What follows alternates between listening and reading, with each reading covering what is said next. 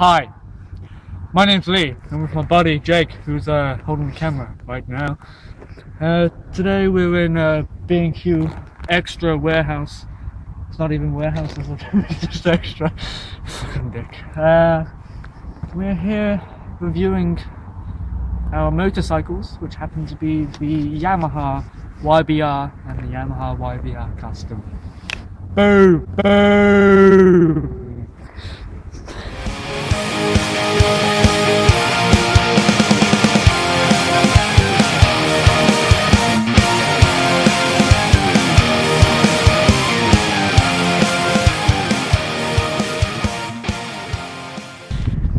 This is a standard YBR. Retails for about $2.5 grand, something like that. It's brand new, of course. It's got your standard wheels. Wheels. Clutch, brakes as well.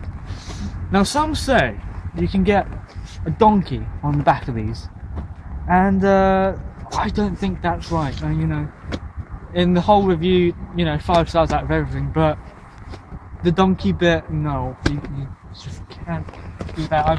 You can see by the L plates that they're not liable for donkeys. That's what they stand for. These are the indicators to help you indicate. Has a light on it, which is quite helpful.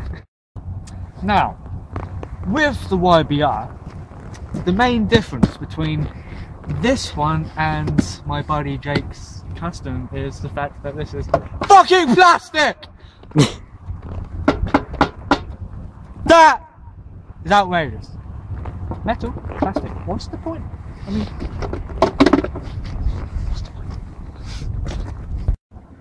Now, moving on to my bike, the YBR Custom, it's a little bit different. Unlike the standard commuter style, this has gone for more of a cruiserish shape. So this is more about style and comfort than getting from A to B. This is more about the drive. This is more about what it is. Bigger tank and metal, which is what we want. Unlike Lee's crappy plastic, metal.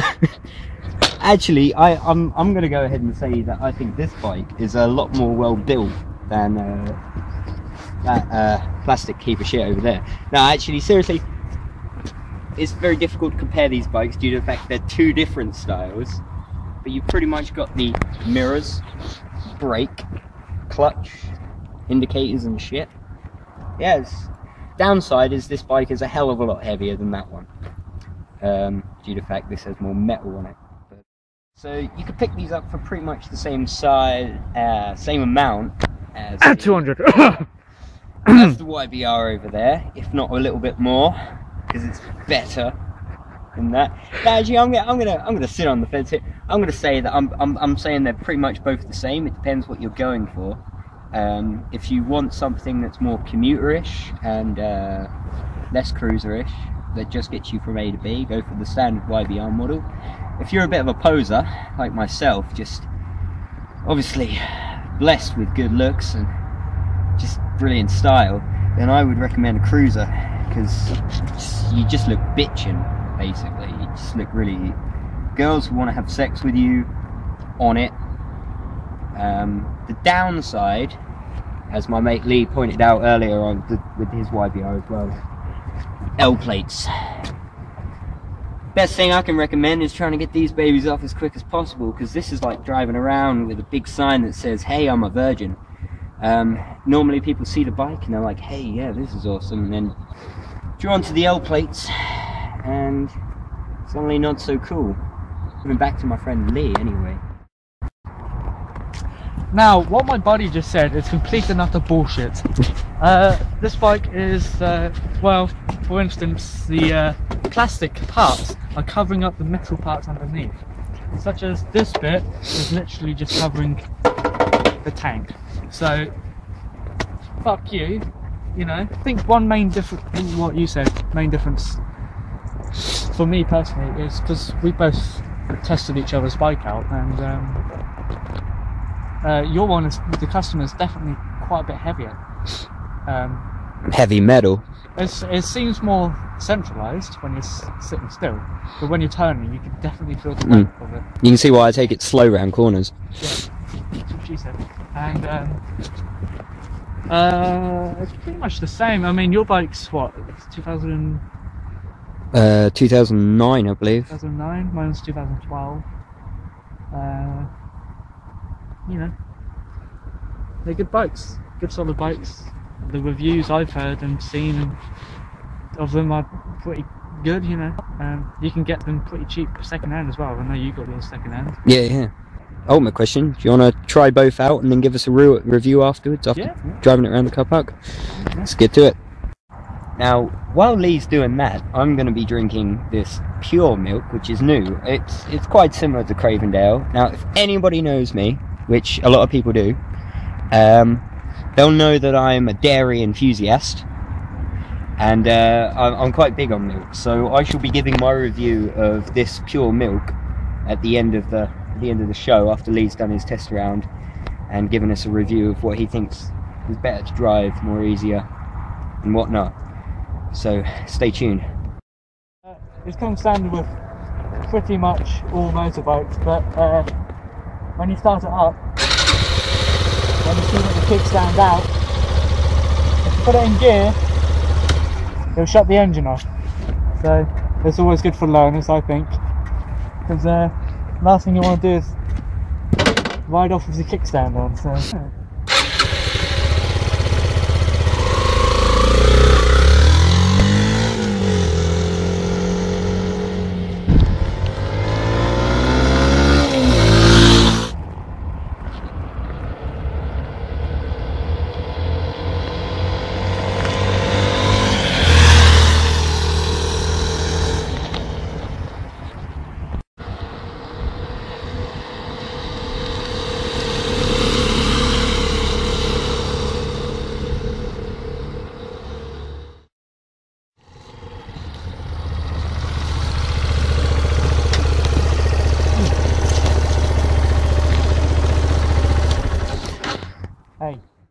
Hey, you found with this as well. Let me just take my helmet off.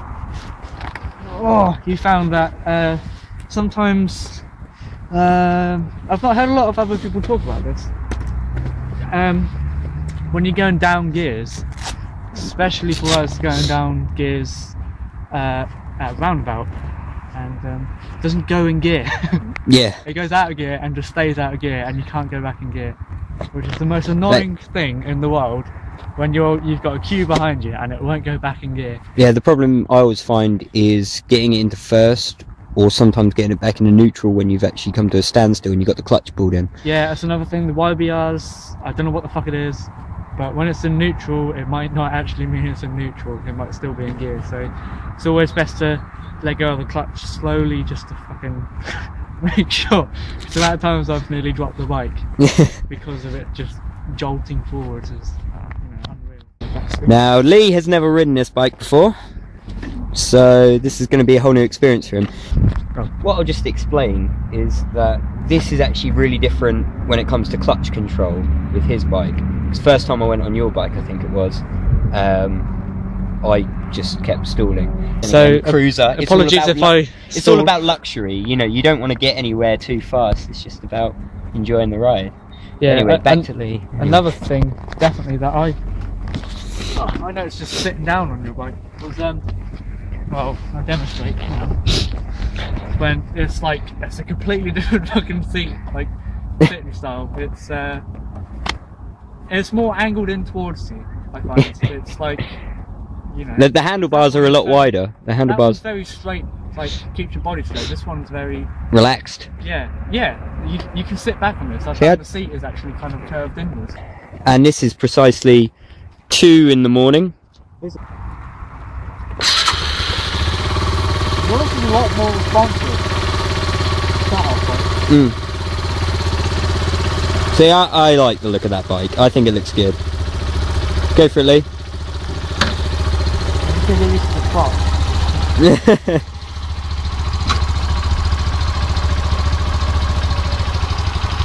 That's literally on my fingertips when I release.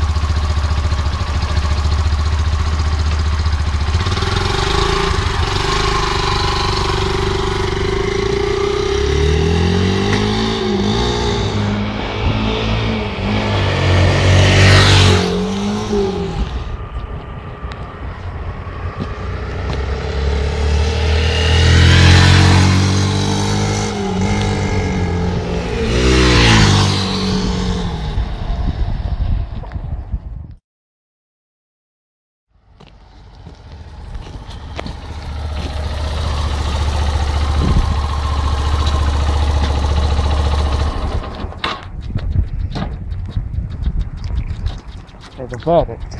Yeah. Your bike, or shall I say the custom, or the way that you've got it set up, I don't know if it comes standard by that, it's very, what word can I use? It's very bulky, like heavy almost. Especially with gear changes. Like my bike, you can change gear, bang, it's in gear. Yours kind of like, well, you could hear it, couldn't you? But yeah, it's yeah. like you change gear and it goes back into gear. Which I guess for that style of bike is what it's supposed to do. I suppose it depends. What sort of person you are? Yeah. I guess you kind of find out what kind of person you are when you ride a bike. It depends what you want. I like acceleration. I like quick response. Whereas you, I can definitely feel why you don't go fast. Yeah. Because it won't let you, kind of thing. Turning on that is a lot. I find, well, not harder. Just you're more wary about it because it's such a heavy turn. Verdict. It's, like we said before, it all just depends what kind of style you want to go for. If you're kind of laid back and just like cruising, definitely the custom. I'd say definitely. But if you like myself and like a bit of acceleration and a bit of punch and, you know, lighter weight, then I think the normal YBR definitely. So overall verdict, Yamaha YBR if you want speed, if you want to get from A to B but fast. If you're how would you put it, more of a, For the custom or? yeah, for your YBR. I think if you, it's hard to say. It's hard to put it into. If you like commuting, if you're more of a racer sort of style person, and it's more about speed for you, the YBR, normal standard YBR is definitely what you want. If you're into luxury, if you just want cruiser style, you know, something a bit more comfy, you're not fussed about. You want to get from A to B, but you're not fussed about how long it takes. It's all about just enjoying the ride. Go for the YBR Custom. I mean, by all means, it's all about enjoying the ride with the standard YBR, but that's obviously enjoying the ride massively fast and as fast as you can go with what you've got, really, sort of thing. So really, it's not really. It's your preference. Now moving on to the milk. The milk. What's the milk verdict? Yeah, it's quite good. Obviously, my massive preference will always be Cravendale. This stuff isn't too bad. This is like a cheap rip-off of Cravendale, basically. This is Tesco's own pure. Yep, so that could be anything. Could be horse sperm or something. Yeah. And yeah, blue is always good. Green is obviously second best. Red, just don't fucking go there. Red is just terrible. It's not. It's milk. Red for a reason, you know. It's milk flavoured water. It depends what you want, really. Water flavoured milk. If you want something proper dairy, if you're a proper dairyaholic like me, I recommend the blue all the time, every time. So yeah, that's it. That's our review in total of the YBRs, Yamaha YBRs. That's my review of milk. Tune in next week for yogurt. Yeah, thanks for watching. Peace out. Peace out.